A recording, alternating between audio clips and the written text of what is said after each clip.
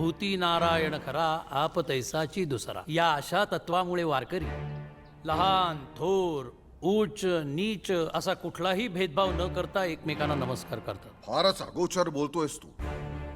तू काय म्हणे अभंग रचना करतोस? अहो हा काय अभंग रचना करणार?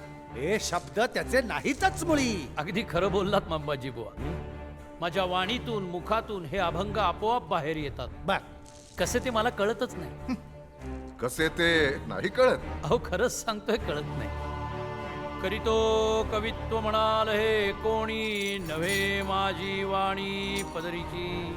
माझी ये युक्तीचा नव्हे हा प्रकार मज विश्वंभर बोलवितो. पुरे. काय मी आणि तुझ्या अभंगातनं वेदनिंदा करतोस त्याचे काय? वेदनिंदा का म्हणून?